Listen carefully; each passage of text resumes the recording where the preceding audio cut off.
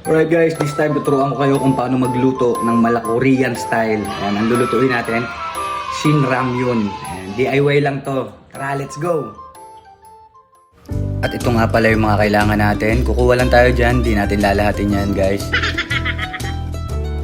Unahin na nga natin tong Shin Ramyun noodle soup, spam, bok choy o pechay, crab roe bun o crab balls, cheese, yan, egg, seaweed, kimchi. Yan, at ito na nga sila lahat guys. Tara na, lutuin na natin to. A few inches later. Ito yun nga guys, lutuin na natin yung Shin Ramyun. Yan, DIY lang. Dito tayo sa labas. Tara, let's go! Una natin gagawin, magpapakulo muna tayo ng tubig. Hintayin natin kumulo. At nilagay ko na nga yung dalawang itlog. Ayun o. Pakulo ulit para sa noodles. At ayun na nga yung noodles. Ayan, pakukuluan natin. Palalambutin lang natin.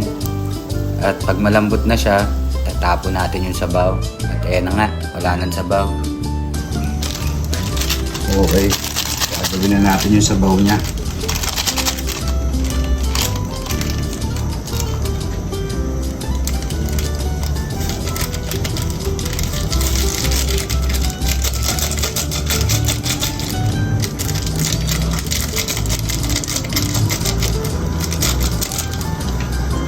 Lagyan ko lang siya ng siguro ng mga kalahating tasang tubig. Tasa ba? Kalahating mangkok.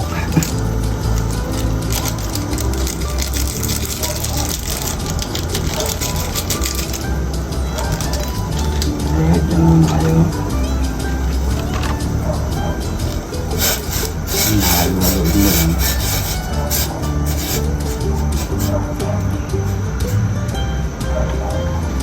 Tapos ilalagay na natin yung spam.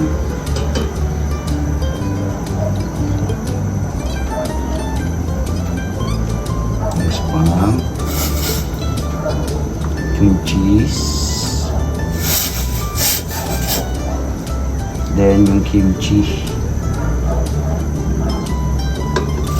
Yan.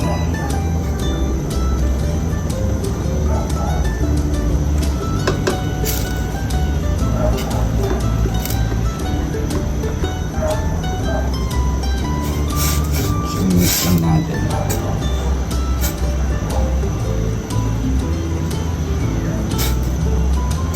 Tapos pwede mo na ilagay yung crab roe bun.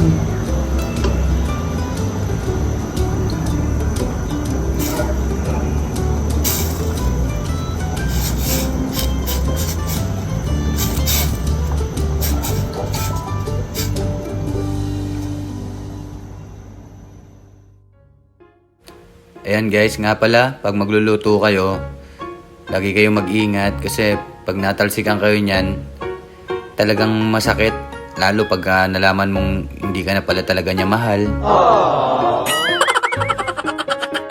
괜찮아, 괜찮아.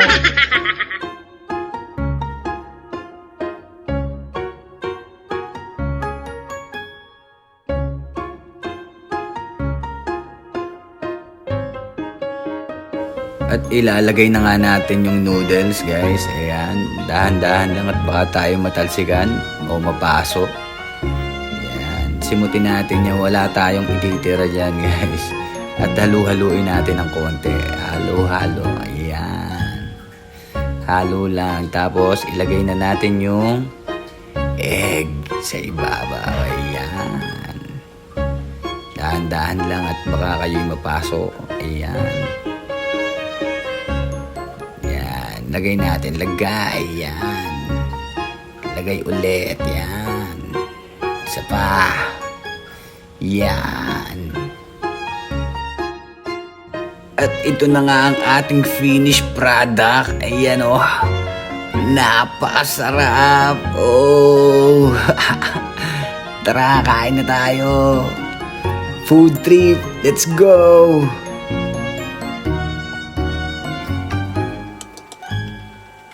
Alright guys, it's time to eat. Ayan, nagsasali na ako ng noodles. Yun no, unang egg, spam, seaweed, pechay, sabaw. Ayan, ulang pa, ibuhos mo na, ibuhos mo. Yun no, sarap na sarap siya oh. Siyempre, luto niya yun eh. Tangkilikin mo yung sarili mong luto. Ang bilis mo yan oh. Nyam, nyam, nyam. Ang sarap po.